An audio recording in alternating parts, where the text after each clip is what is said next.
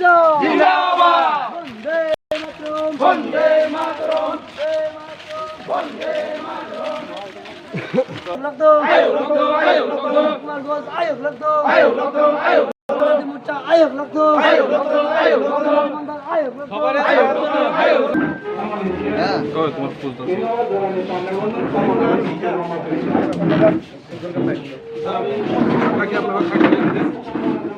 আমরা 15 দিনের মধ্যে যাতে এই জবাবগুলো পাই, আমরা আমাদের তরফ থেকে আমরা আজকে যে ডেমোক্রেসি যারা আমরা অংশগ্রহণ করেছি আপনাদের সেই দাবি সনদটা আমরা আজকেই আমাদের যে অথরিটি আছে অথরিটির কাছে আমরা ইনিশিয়েট করব।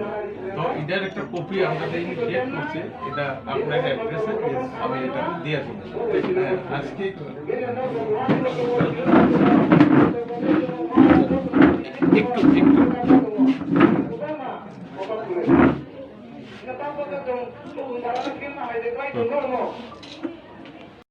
আমরা আজকে আমাদের মাতারবাড়ি বিধানসভার জনজাতি ভাই বোনদের নিয়ে এসটি সেলের উদ্যোগে এই রাজ্যে টিটি এডিসির নির্বাচনে মথা ক্ষমতায় আসার পরে রাজ্যে যে একটা দুর্বার গতিতে জনজাতিদের সাথে একটা দুর্নীতি চলছে, পক্ষপাতিত্ব চলছে এবং টাকা পয়সা জনজাতিদের লুটপাট করছে, তারই প্রতিবাদের জন্য আজকে আমরা এই রাজ্যের 40টি সেন্টারে জুনে আমরা জনজাতি ভাই বোনদের নিয়ে আজকে তার প্রতিবাদ করছি এডিসির মথার বিরুদ্ধে।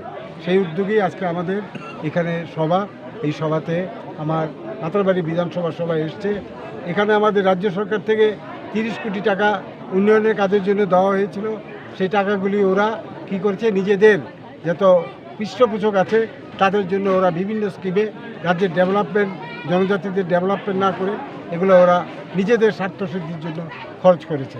আরেকটা এসটি সেলের মা বোনদের বাড়ির ছেলেদের মেয়েদের পড়াশোনা এবং আগরতলা চিকিৎসার জন্য যাওয়ার জন্য, চিকিৎসার ক্ষেত্রে আগরতলা যেতে গেলে যে থাকার একটা অসুবিধা, সেই অসুবিধার কারণে 10 কোটি টাকা দেওয়া হয়েছিল একটা বিল্ডিং করার জন্য, হাই স্টোরেজ বিল্ডিং করার জন্য।